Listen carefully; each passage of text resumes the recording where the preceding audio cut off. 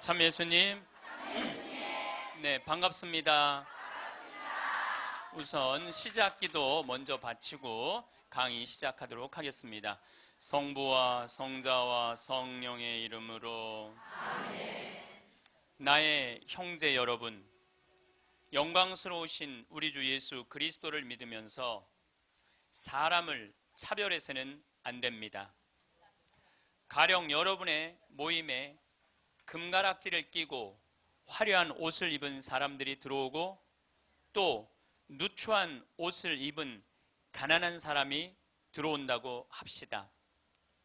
여러분이 화려한 옷을 걸친 사람을 쳐다보고서는 선생님은 여기 좋은 자리에 앉으십시오 하고, 가난한 사람에게는 당신은 저기 서 있으시오 하거나 내 발판 밑에 앉으시오 한다면 여러분은 서로 차별하는 것이 아니겠습니까?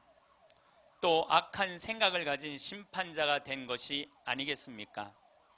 나의 사랑하는 형제 여러분, 들으십시오. 하느님께서는 세상의 가난한 사람들을 골라 믿음의 부자가 되게 하시고 당신을 사랑하는 이들에게 약속하신 나라의 상속자가 되게 하지 않으셨습니까? 그런데 여러분은 가난한 사람을 업신 여겼습니다. 여러분을 억누르는 사람들이 바로 부자가 아닙니까? 여러분을 법정으로 끌고 가는 자들도 그들이 아닙니까? 여러분이 받드는 그 존귀한 이름을 모독하는 자들도 그들이 아닙니까? 영광이 성부와 성자와 성령께 성부와 성자와 성령의 이름으로. 아멘. 우리말에 이런 말이 있습니다. 사람 위에 사람 없고 사람 밑에 사람 없다. 언제 우리가 이런 말 쓰죠? 내가 사람 취급 못 받을 때. 근데 대한민국에 보면은 돈 있고 권력 있는 사람들이 돈 없고 권력 없는 사람들을 무시하는 경향이 너무나 커요. 이번에 미국의 프란치스코 교황님께서 방문을 하셨어요. 교황님은 항상 전용기가 없으시기 때문에 그 나라 비행기를 타고 가세요. 우리나라는 대한항공을 타고 오셨죠. 이번에 미국에 갈 때는 아메리칸 에어라인을 타고 가셨어요. 근데 교황님이 딱 비행기를 타자마자 승무원들한테 이렇게 부탁을 하셨다고 그래요. 나는 미국으로 가는 내내 어떠한 특별한 대우도 원하지 않는다. 나를 여기 있는 모든 탑승한 모든 승객하고 똑같이 대해줘라. 거기에는 무슨 추기경도 탔을 거고 기자단도 탔을 거고 수행원도 탔을 거예요. 근데 교황님은 특별한 대우를 원하지 않으셨다고 그래요. 그리고 교황님은 내릴 때 정말로 여러분들한테 감사하다고 승무원들한테 감사의 인사도 잊지 않으셨다고 그래요. 13억 명의 대표가 우리 프란치스코 교황님 아니야. 가톨릭 신자가 지금 13억 명이니까. 그런데 그 대단한 분이 어떠한 특별한 대우도 원하지 않는다고. 그래서 그 교황님을 수행한 승무원들이 마지막에 후기를 쓴 거를 제가 읽었는데, 자기네들은 너무 특별한 대우를 원하지 않았던 그 교황님을 모시고 가면서 인생의 최대의 비행을 했다고 그래요. 너무너무 감동을 받았다고 그래요. 이렇게 세계 최고의 교황님도 특별한 대우를 원하지 않으셨는데, 모 항공사의 부사장은 땅콩 안 까줬다고 매뉴얼 판으로 자기 직원, 자기 돈을 벌어주는 사람이야. 고마운 사람이죠. 자기 직원 손가락 마디를 때리고 무릎을 꿇치고 그 다음에 강제로 용서를 청하라고 그랬다는 거예요. 그리고 그것도 모자라니까 어떻게 비행기를 돌려서 그 중요한 사무장을 비행기에서 내리게 했다는 거예요. 이게 바로 사람 위에 사람 있고 사람 밑에 사람 있는 거죠. 대한민국은요, 돈 있으면요 갑질을 너무나 많이 해요. 여러분들 갑질 얘기 참 많이 들으셨죠? 백화점에서 근무하는 분들, 은행에서 근무하는 분들, 병원에서 근무하는 분들, 심지어 전화 마케팅 하는 분들, 이런 분들이 우리나라에 지금 몇 명이 일을 하느냐 하면 700만 명 정도가 일을 해요. 그 700만 명들은 매일매일 무시를 당하고 살고 있는 거예요. 그러니까 수많은 사람들이 매일매일 무시를 당하고 있는 거죠. 그런데 우리들이 이 인생을 살아가면서 사람을 무시하라고 그런 권한을 받은 적이 한 번도 없어요. 사람을 존중하라고 우리는 예수님한테 가르침을 받았죠. 작년에 서울의 한 부자 동네에서 70살 먹은 아줌마가 70살 먹으면 아줌마예요, 여러분들. 예. 웃을 일이 아니에요. 예. 이번에 유엔에서 나이 재정립이 나왔어요. 나이 재정립이 나왔는데 1살서부터 17살을 미성년이라고 그래요. 미성년. 예. 미성년 17살을 18살서부터 65살을 청년이라고 그래요. 청년. 이거는 제가 한 얘기가 아니고 유엔에서 한 얘기예요. 유엔에서 65살까지는 청년이라고 그래요. 나는 65살 미치다 한번 손 들어보세요. 이렇게 청년이 많아 지금. 여기에 청년이 엄청나게 많이 온 거예요. 우리 교회에 청년이 없다고 많은 교회 지도자들은 걱정을 합니다. 근데 저는 걱정할 일이 아니라고 생각해요. 여기 있는 이렇게 많은 청년들이 있는데 왜 걱정을 해? 그러니까 여러분들은 지금 성모에 활동해야 되는 분들이 아니라 청년에 활동해야 되는 분들이에요. 청년에. 만약에 내가 65이 돼서 애도 다 키웠고 결혼도 다 시켰고 나는 이제 늙었다. 65이 나는 늙었다. 이렇게 생각하는 분은 불행한 분이에요. 자, 나는 이제 할 일 다 했으니까 이제 뭐만 기다리고 있으면 돼? 죽을 날만 기다리고 있으면 되잖아요. 근데 죽을 날만 기다리고 있어야 되는데 지금 65살이 언제 죽느냐면 100살쯤 죽을 거예요. 그럼 몇 년 동안 죽을 날을 기다려야 되냐면 35년 동안 매일 죽을 날만 기다리고 있는 거야. 불행해요, 안 불행해요? 65, 난 이제 청년, 이제 끝났네? 66세부터 79살까지를 뭐라고 그러냐면 중년이라고 그래요. 중년. 중년. 제가 한 얘기가 아니고 유엔이 한 얘기예요. 유엔이. 66세부터 79살. 자, 나는 66에서 79살이다. 한번 손 들어보세요. 이게 다 중년들이에요. 중년들. 아줌마들이 지금 79까지는, 그러니까 여기 지금 66세부터 79살까지 지금 노인대학 다니는 분들은 다 자퇴하세요. 다 자퇴하시고 어디에 다시 들어? 성모에 가입해야 돼. 성모에. 80살서부터 99살을 노년이라고 그래요. 노년. 예. 그리고 100살서부터 노인이라고 그래요. 노인. 100살서부터 노인이라고 그래요. 그러니까 지금 오늘은 여기 노인이 하나도 있어요, 없어요?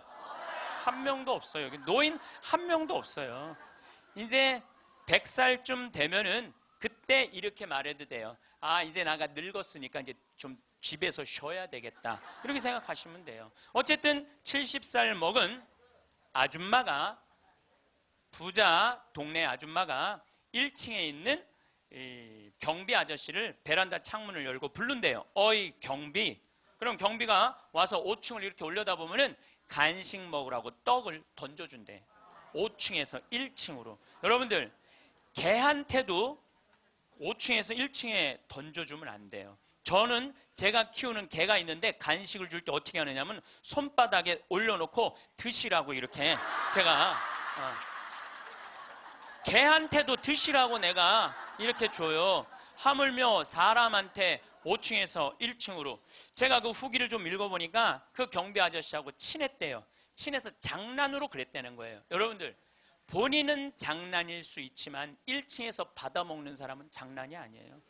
본인은 장난일 수 있지만 그것도 꼭 유통기한 지난 걸 줬다는 거. 유통기한 지난 거. 이게 사람 위에 사람 있고 사람 밑에 사람 있는 거죠. 오죽하면은 분신 자살을 했겠어요. 이분이 한 달 동안 피부 이식을 3번이나 했어요. 그러다가 결국 한 달 만에 죽었어요. 우리 사회는요, 돈 있으면 돈 없는 사람 무시하는 경향이 너무 커요. 며칠 전에도 뭐 수아브로스키라고 무슨 액세서리 거기에서 어떤 사람이 와갖고 점원들한테 이거 고쳐주지 않는다고 무릎 꿇히게 하고, 여러분들 똑같은 사람끼리 무릎을 꿇히게 한다는 게 말이 돼요? 그 사람은 그 제품을 쓸 자격이 없는 사람이에요. 돈만 있다고 좋은 제품을 쓰는 게 아니라는 거예요. 돈도 있고 그 돈을 쓸 만한 인격도 갖춰야 되는데 우리는 돈만 있고 뭐가 없어? 인격이 없는 거예요. 사람 무시하지 말라고 누가 가장 가르치셨어요? 예수님이에요. 예수님은 마태복음 25장에 이렇게 말씀하세요. 양떼, 염소떼 나눠놓고 양떼들한테 이렇게 말씀하세요. 너희는 하늘나라를 차지해라. 우리가 뭘 잘했다고 하늘나라를 차지합니까? 너희들은 내가 목말랐을 때, 굶주렸을 때, 헐벗었을 때, 병들었을 때, 감옥에 갇혔을 때, 나그네 되었을 때 따뜻하게 맞이해줬다. 주님, 우리가 언제 그랬습니까? 그러니까 예수님이 이렇게 말씀하세요. 너희 형제 중에 가장 보잘것없는 사람 하나에게 해준 게 곧 내게 해준 것이다. 혹시 여러분들 노숙자의 집에 가갖고 노숙자들한테 식사를 한번 대접했어. 그러면은 그 노숙자한테도 대접했지만은 누구한테도 대접한 거야? 그렇죠. 노숙자 안에 있는 예수님한테도 대접한 거예요. 그러니까 그걸 다 대접받았던 예수님은 마지막 날에 그 대접받은 걸 다 갚은 거예요. 근데 여러분들이 병든 사람, 감옥에 갇힌 사람, 노숙자들한테 한 번도 대접해 준 적이 없어.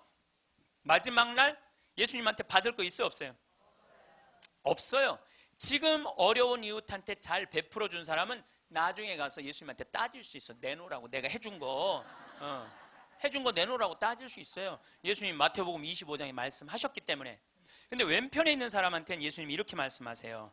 악마와 그의 졸도들을 가두려고 준비한 영원히 꺼지지 않는 불 속으로 들어가라. 우리가 뭘 잘못했다고 그럽니까? 그냥 예수님이 이렇게 말씀하세요. 너희들은 내가 목말랐을 때, 굶주렸을 때, 헐벗었을 때, 병들었을 때, 감옥에 갇혔을 때, 나그네 되었을 때 따뜻하게 맞이하지 않았다.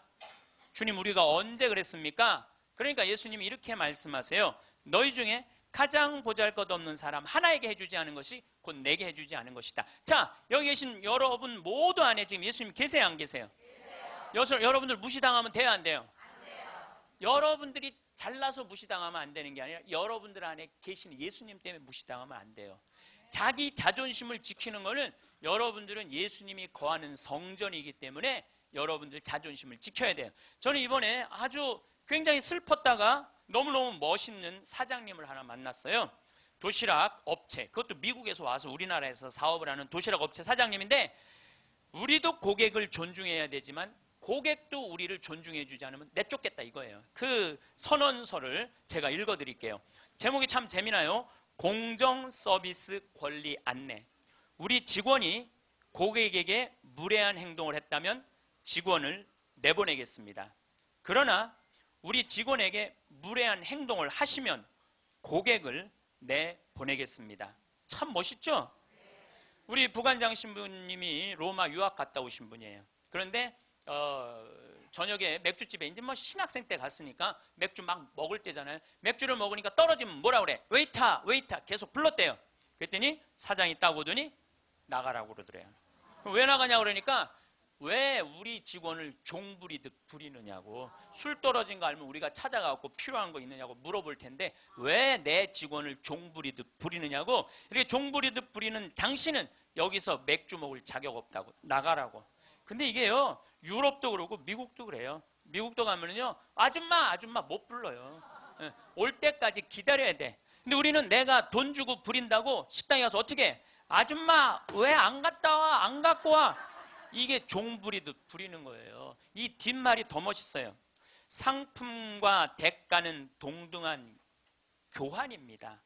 우리 직원들은 훌륭한 고객들에게 마음 깊이 감사를 담아 서비스를 제공하겠지만 무례한 고객에게까지 그렇게 응대하도록 교육하지는 않겠습니다. 그러니까 무례한 고객한테 죄송합니다, 죄송합니다 그렇게 안 가르치겠다는 거예요. 당신은 물건 살 자격 없으니까 나가라고 가르치겠다는 거예요. 우리 직원들은 언제 어디서 무슨 일을 하든지 항상 존중을 받아야 할 훌륭한 젊은이들이며 누군가에게는 금쪽 같은 자식이기 때문입니다. 직원에게 인격적 모욕을 느낄 언어나 행동, 큰 소리로 떠들거나 아이들을 방치하여 다른 고객들을 불편하게 하는 행동을 하실 경우에는 저희가 정중하게 서비스를 거부할 수 있음을 알려드립니다. 사장이 이렇게 딱 써놓은 거예요. 앞에다가. 얼마나 멋있는지 몰라요. 그러니까 예수님도 어느 누구도 함부로 대하지 말라는 거. 어느 누구도. 또 마태복음 18장 10절에 이런 말씀을 하세요. 너희 중에 가장 작은이라도 업신 여기지 말아라. 왜냐하면 그의 수호천사가 하늘에서 매일 아버지의 얼굴을 뵙고 있다 그래요. 수호천사가. 여기 계신 분들 이렇게 말씀하시는 분들 계세요. 나는 지질이 복도 없는 년이라고. 나는 남편 복도 없고 자식 복도 없는 지질이 복도 없는 년이라고. 그 지질이 복도 없는 년도 수호천사가 한 분씩 다 있다는 얘기예요. 수호천사가 한 분씩 다 있는 거예요. 그러니까 여기 계신 여러분들 전부 지금 수호천사 있어요 없어요? 있어요. 여러분들 언제 수호천사가 여러분들 가장 곁에 있느냐면 여러분들이 성체 영화로 나올 때 수호천사가 항상 여러분들을 수호하고 나온다는 거예요. 여러분들 대단한 분들이에요. 수호천사 한 분씩 다 거느리고 있으니까. 그러니까 무시당하면 돼요 안 돼요? 무시당하면 안 돼요. 예수님은 이 세상에 오셨을 때도 가진 자 편에 서지 않고 가지지 못한 자 편에 서세요. 부처님 아버지는 직업이 뭐죠? 부처님 아버지는 왕이었어요. 공자님 아버지는 관리였어요. 마호메트 아버지는 큰 부자 상인이었어요. 물론 마호메트 엄마가 뱃속에 있을 때 돈 벌러 나갔다 죽어요. 그래갖고 마호메트는 유복자. 예수님 아버지는 직업이 뭐예요? 목수. 내가 신학교 다닐 때 신론 배울 때 예수님 아버지는 성부라고 예수님 아버지 직업은 하느님이었어요. 하느님. 예수님 양아버지 직업은 뭐예요? 목수예요. 2000년 전에 목수는 하루에 2끼 정도 먹었다고 그래요. 그러니까 가난한 집에 태어나신 거예요. 예수님은. 굳이 당신이 선택해서 올 수 있었는데 굳이 가난한 집에 택해서 오신 이유는 뭐냐면 가난한 이들과 함께 하겠다는 거예요. 그리고 당신 태어날 때 천사들이 누구를 초대하느냐면 목동들을 초대해요. 야, 삼왕은 자기네들이 찾아온 거고 예수님이 초대한 건 누구냐 하면은 목동들이에요. 저기 대단한 분 태어났으니까 가봐라. 그래갖고 예수님한테 처음으로 인사를 한 사람들은 목동들이야.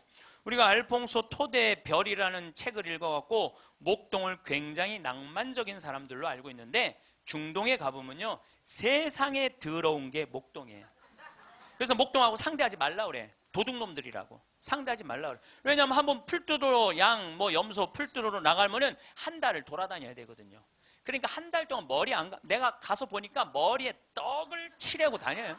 먹을. 냄새가 얼마나 나는지 몰라. 또 밤낮에 기온차가 많으니까 옷을 몇 겹을 입고 한 달 동안 안 빨고 그것만 입고 다니는 거예요. 그 더럽고 냄새나는 목동들을 예수님은 첫 손님으로 초대한 거예요. 이게 누구를 초대하겠다냐? 보잘것없는 사람들을 귀하게 여기겠다는 거예요. 그리고 당신 활동하실 때는 앞 못 보는 사람, 듣지 못하는 사람, 말하지 못하는 사람, 팔 오그라드는 사람, 등 굽은 여자, 다리 오그라드는 사람, 몸 썩어가는 나 환자, 몸 파는 여자, 나라 팔아먹은 세리들이랑 먹고 마시고 놀았다고 그래요. 저는 신약 성서 읽으면서 가장 가슴 떨리는 성서 구절이 뭐냐면 예수님은 그들과 먹고 마시고 놀았다. 이거를 읽으면 막 가슴이 떨려요. 여러분들 세상에 먹고 마시고 노는 것처럼 중요한 일이 어디 있어요? 그렇죠? 여러분들 저하고 방송을 통해서 유튜브를 통해서 친숙하시죠? 친숙하다 하더라도 나하고 먹고 마시고 놀진 않잖아요. 먹고 마시고 놀 수 있는 사이는요 친하지 않으면 못해요. 여러분들도 누구랑 먹고 마시고 놀아요? 친한 사람들이랑 먹고 마셔요. 오늘 이거 끝나고 나면 길거리에 나가고 너 오늘 나하고 먹고 마시고 놀자. 길거리에 있는 사람한테 말할 수 있어요 없어요? 귀싸대기 맞을 거예요. 여기 오늘 같이 온 친구들하고 야 우리 오늘 강의 끝났으니까 여기 명동에 가서 우리 먹고 마시고 놀자. 친하지 않으면 못하는 거예요. 친하지 않으면. 그리고 먹고 마시고 노는 사이는 그 사람의 속사정을 다 알아요. 그 사람이 뭘 힘들어하는지, 그 사람의 고민이 뭔지 먹고 마시고 놀지 않으면 모르는 거예요. 본당 신부도 마찬가지예요. 본당 신부할 때 5년 동안 사목을 했는데 교우들하고 한 번도 먹고 마시고 놀지 않았어. 그러면 여러분들은 본당 신부하고 추억이 있을까요, 없을까요? 없어요. 이게 웃을 일이 아니에요. 루카복음 7장 8절에 예수님은 먹보요 술꾼이라고 그래요. 먹보요 술꾼이라. 저도 본당 신부할 때 사목을 하는 기본이 뭐냐면 먹고 마시고 노는 거였어요. 사목의 기본이 먹고 마시고 노는 거였어요. 장례가 나잖아요. 그럼 저는 반드시 초상집에 갔어요. 초상집에 가갖고 장례 전날 가갖고 소주 한 병 내오라고 그래요. 그럼 상주 전부 다 오라고 그래요. 상주들하고 소주 한 잔씩 하면서 먹고 마시면서 어머니가 어떻게 살았는지, 아버지가 어떤 병으로 돌아갔는지 얘기를 다 들어요. 그리고 1시간을 그렇게 소주 한 병을 먹으면서 이야기를 하고 다음날 강론할 준비할 필요가 없어. 강론.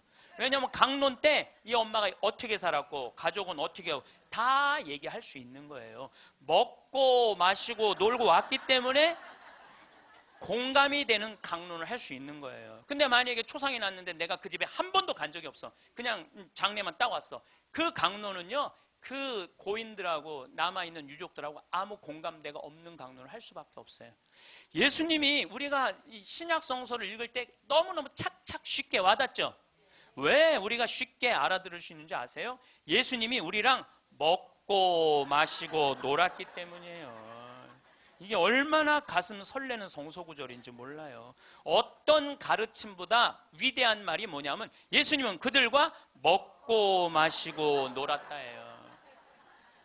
저도 87년도에 시각장애자들하고 1년 동안 여기 상계동에서 먹고 마시고 놀아봐서 87년도에 내가 그분들하고 1년 동안 살면서 물어봤어요.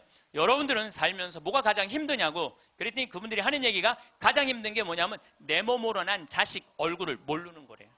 내 몸으로 난 자식 얼굴을 모르는 거예요. 여러분들은 애들 어때요? 애기 낳으면은 이뻐요, 안 이뻐요? 막 100일, 200일 된 애들 보면 손가락 보면 어때요? 기가 막히죠? 그러니까 엄마들, 애기 엄마들 보면 막 애 손도 막 먹고 발도 막 먹잖아요. 막 먹어 보니까 먹을 기세야. 먹을 수만 있으면은 너무너무 좋으니까. 그리고 눈에 티만 들어가도 막 뭐 이거 비벼내고 그러는데 나한테 한다는 애가 신부님 이만한 애를 눈에 넣어도 안 아프대. 눈에 넣어도 안 아파. 이걸 넣는데 어떻게 안 아파. 눈알이 터지든지 뭘 하든지 해야 될 거 아니야. 눈에 넣어도 안 아파. 그렇게 좋다는 거야. 그렇게. 아기를 보는 기쁨은요, 그건 세상에 돈으로 살 수 없는 기쁨이에요. 우리 집에도 드디어 조카가 장가를 가서 딸을 낳았어요. 로사라는, 나는 이제 할아버지가 됐어요. 조카 손녀가 있어. 조카 손녀가. 근데 그 집에 가보면 참 볼만해요. 증조 할머니, 증조 할아버지, 할머니, 할아버지, 엄마, 아빠 6이서 둘러서갖고 얘가 이제 막 돌 며칠 전에 지났거든요. 얘는 가만히 보니까 아무것도 안 해. 그런데도 6이서 둘러서갖고 참 쳐다보고 있다가 눈만 뜨면 뭐라 그러냐면 눈 떴다. 눈 뜬 게 뭐 이렇게 대단한 일이라고. 6명이 둘러앉아갖고 눈 떴다고 난리를 치고 거기다가 얘가 빵긋 웃기만 하잖아요. 그러면 그때부터는 애가 재롱을 피는 게 아니에요. 증조 할머니, 증조 할아버지부터 재롱을 피기 시작해. 오르르 깍꿍. 이게 누가 재롱 피는 거야? 내가 보기엔 지들이 재롱 피면서 얘가 재롱 핀다는 거야. 시간 가는지 모른다는 거야. 내가 보기엔 자기네들이 재롱 피고 얘는 그냥 껌뻑껌뻑 쳐다만 보는데. 이 아기를, 그래서 애들은 1살 때 평생 할 효도를 다 한다는 거예요. 1살 때. 여러분들 그때 그 기쁨 평생 애들은 2살 때부터 효도 안 해요. 왜 효도 안 하는 줄 아세요? 1살 때 이미 다 했어. 그런데 뭘 2살 때부터 해. 혹시 지금 30살 뭐 된 자식들이 효도 안 한다고 섭섭한 그분들은 욕심이 너무 많은 거예요. 이미 그 기쁨을 다 누린 거예요. 근데 그분들은 자기 애들을 어떻게 알아보느냐면 손으로 만져서 눈이 이렇게 생겼고 코가 이렇게 생겼고 입이 이렇게, 그 상상할 수밖에 없어요. 네, 상상할 수밖에 없어요. 또 한 번은 도봉산 성당에서 우리 시설 분들을 초대를 해갖고 식사 대접을 했어요. 정말 내가 가서 보니까 상다리가 부러지게 차려놨어. 그런데 옆에 있던 형제가 나한테 그러는 거야. 학사님, 우리는 이렇게 상다리가 부러지게 차려놔도 아무 소용이 없다는 거예요. 왜 소용이 없냐? 그랬더니 보여야지 골라 먹죠. 어디 있는 줄 알아야지. 냄새는 나는데 어디 있는지 알아야지 골라 먹죠. 그러니까 옆에 봉사자들이 한 분씩 앉아갖고 고등어 들어갑니다. 두부 들어갑니다. 김치 들어갑니다. 그래야지 먹는 거예요.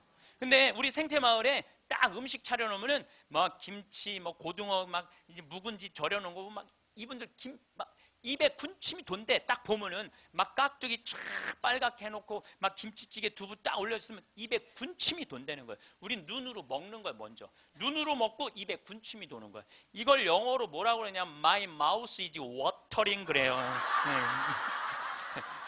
군침 돈다. My mouth is watering. 군침이 도네.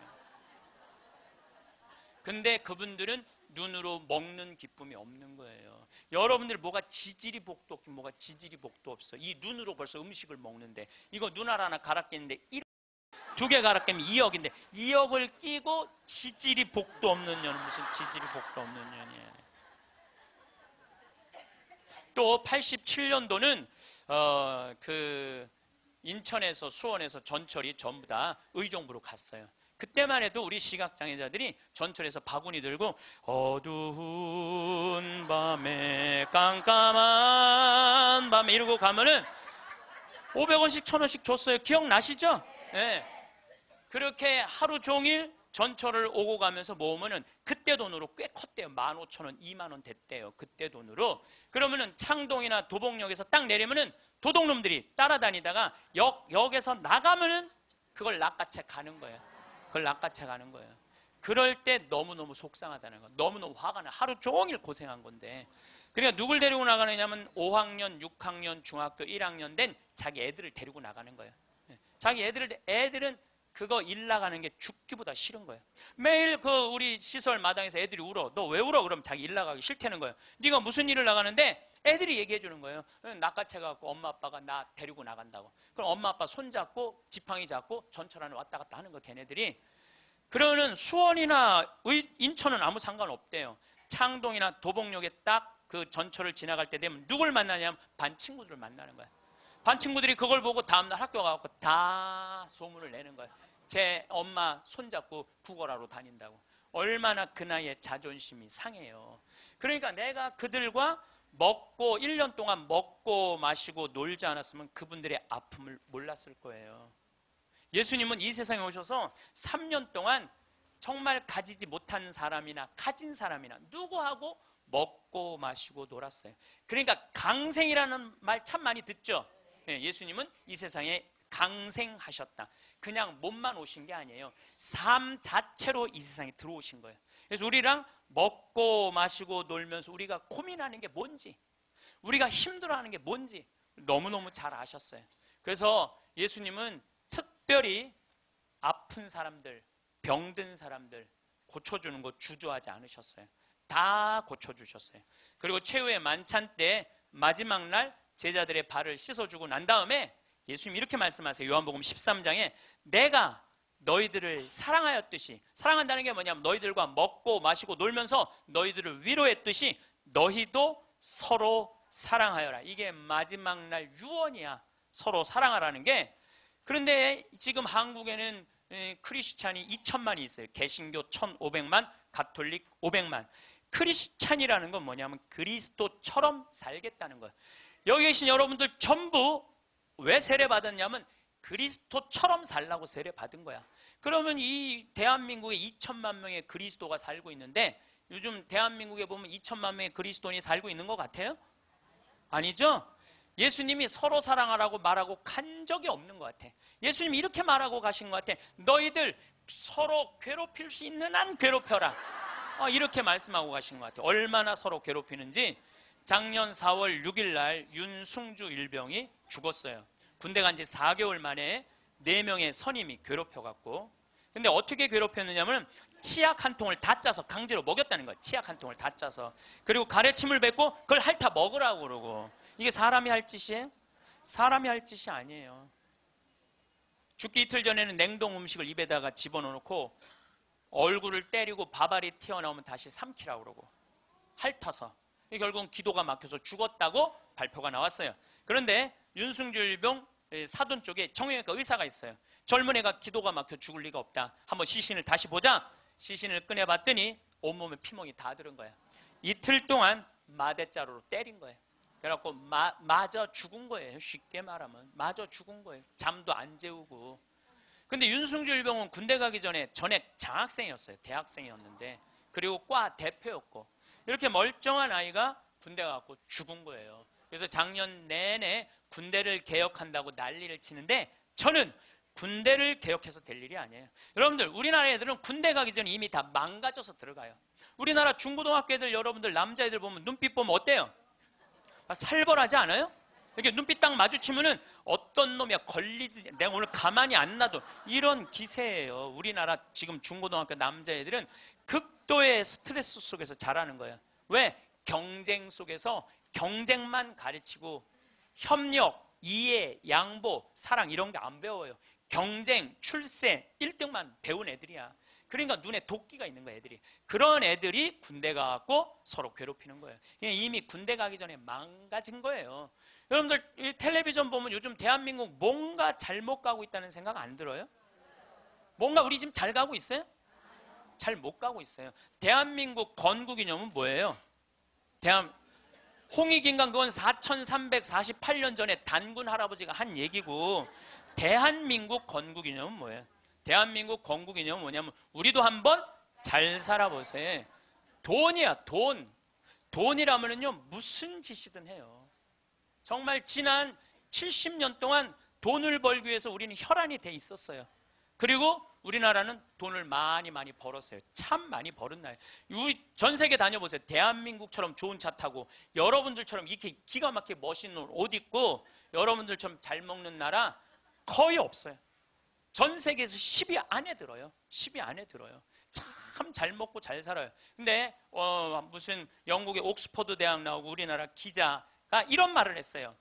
기적을 이룬 나라, 기적을 이룬 나라, 기쁨을 잃은 나라. 기적은 이루었는데 너무너무 잘 살긴 하는데 기쁨이 없는 나라야. 전부 다 여기다 헬 조선이야. 지옥 조선이, 지옥 조선. 우리나라를 지금 그렇게 표현하거든요. 그리고 애들이 흙수저 물고 태어났다고. 누구는 금수저 물고 태어났는데 누구는 흙수저 물고 태어났다고. 내가 보기엔 너무 잘 사는데 이런 표현들이 있는 거예요. 이거는요 돈보다 더 높은 가치가 있거든요. 이제 대한민국이 추구해야 되는 건 뭐냐면 돈보다 더 높은 가치를 추구해야 될 때예요. 이제는. 근데 아직도 돈이야. 아직도 돈. 아직도 경제 그래요. 정의, 인권, 자유, 생태계, 자연, 이 높은 가치들이 있는데 우리는 아직도 경제예요. 작년 4월 16일 날 세월호가 왜 침몰했어요? 돈 때문에 침몰한 거예요. 6,000톤급 큰 배들은요, 배 밑에 평형수를 심어야 돼요. 이렇게 다 둬야 돼요. 근데 우리는 4분의 1밖에 평형수를 안 담고 4분의 3은 뭐 실은 거야? 돈 실은 거예요. 돈. 그러니까 304명이나 죽었죠. 단원고등학교 아이들 249명, 피어보지도 못한 그 꽃들이 249명이 죽었어요. 이게 대한민국 모두의 책임이에요. 세월호의 책임만이 아니라는 거예요. 어른 55명이 죽은 거예요. 돈 때문에. 핀란드라는 나라는 건국이념이 뭐냐면 나눔이야, 나눔. 이 나라는 러시아의 100년 지배를 받아요. 100년 지배를 받으면서 독립을 해요. 국민들이 모여갖고 우리 진짜 잃었던 나라를 찾았으니까 이 나라를 어떻게 건설해 나갈 것이냐? 국민들이 그래요. 콩알 한쪽이라도 나눠 먹자.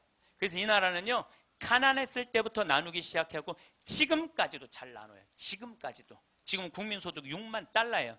이 나라는 초등학교, 중고등학교 전액 무상교육이에요. 근데 더 놀라운 건 대학생들도 전부 공짜로 대학 다 다녀요. 그리고 기숙사도 다 공짜야. 시골에서 헬싱키로 공부하러 올라왔어. 그러면은 기숙사비 다 국가에서 다 대줘요. 근데 더 놀라운 건 대학생들이 돈이 없어갖고 아르바이트 할까봐, 책 사볼 돈이 없어서 아르바이트 할까봐 아르바이트 하지 마라, 공부해. 그러면서 책값 하라고 모든 대학생들한테 한 달에 43만 원씩 용돈을 줘요. 모든 학비도 안 되는데 용돈도 줘. 이 나라는 석박사까지 공짜예요. 프로그램. 참여하면 석박사까지 다 공짜야. 그러려면 뭘 많이 내야 돼? 세금을 많이 내야 되잖아요. 이 나라는 한 700만 원 정도 월급 받는 사람들이 세금을 얼마를 내냐면 320만 원 정도 내요.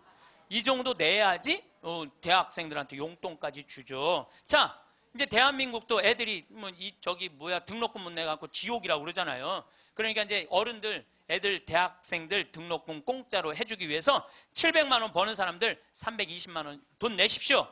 낼 것 같아, 안 낼 것 같아요? 여기다가 빨간 띠 두르고 결사 반대. 박근혜 정부는 자폭해라 막 이러고 아마 할 거예요. 네. 누가 대한민국이 정이 많은 나라래? 저는요, 대한민국 정 많은 나라라는 거에 동의할 수 없어요. 왜냐하면 정이 많은 나라가 해외 입양 1위를 해요. 우리나라가 해외 입양 1위예요. 제가 지난 여름에 유타라는 곳에 강의를 다녀왔는데 거기 가보니까요, 몰몬 교도가 많은 데예요.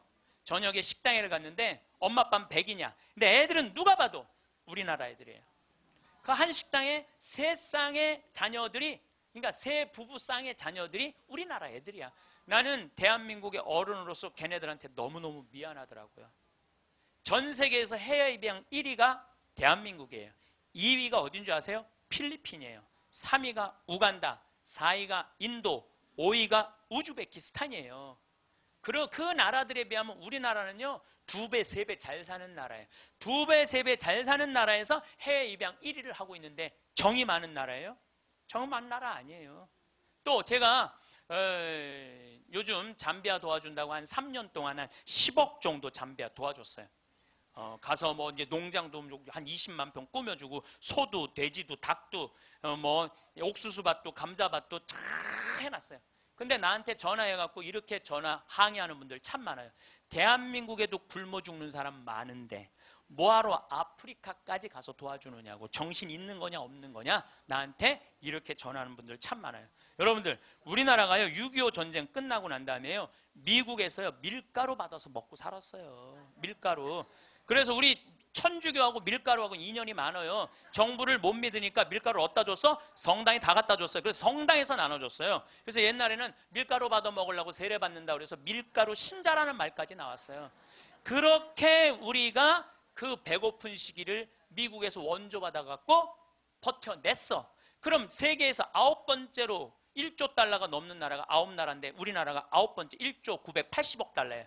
그렇게 잘 사는 나라가 아프리카의 나라 도와주는 건 당연한 거예요.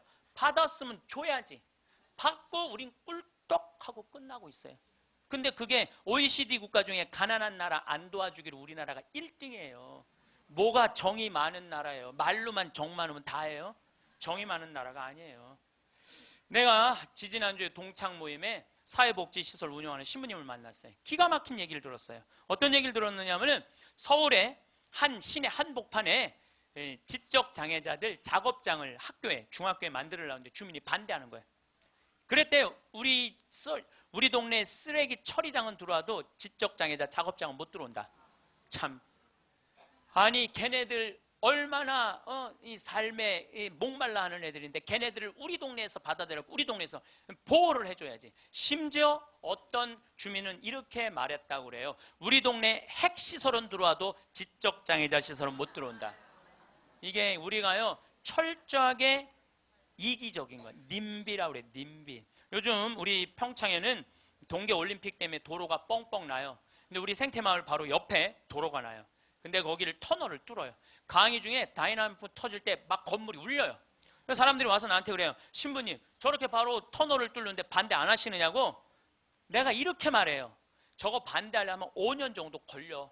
매일 도로에 들어놓아야 돼. 나는 내 인생 매일 도로에 들어놓기 내 인생이 너무 아까워. 그리고 일하는 우리 옆으로 지나가는 거, 일하는 마을로 지나가는 거예요. 그럼 내가 반대한다고 칩시다. 그럼 이 안은 누구한테로 지나가는 거야? 마을로 지나가는 거예요. 그럼 내 옆길은 안 되고 옆에 마을은 괜찮고. 이게 이기적인 거예요. 이기적인 거. 누가 우리 부로 정이 많은 나라라고 그래요. 1970년대 우리 이 구로공단에서 동대문에서 노동자들이 이제 돈 많이 벌으니까 우리 좀 나눠주라. 그러니까 정부에서 어떻게 이 국가가 지금 잘 살아야 된다. 그래갖고 잡아 죽이고 고문하고 그랬어요. 그러면서 나중에 잘 살게 되면 그때서 너희들한테 잘해줘. 나중에 잘해줘요. 나중에 잘해주겠다고. 그래서 대기업 중심으로 정책을 폈어요. 그런데 지금 2015년 대한민국 잘 살아요, 못 살아요? 잘 살아요. 외환보유가 세계 6위예요. 3,600억 달러.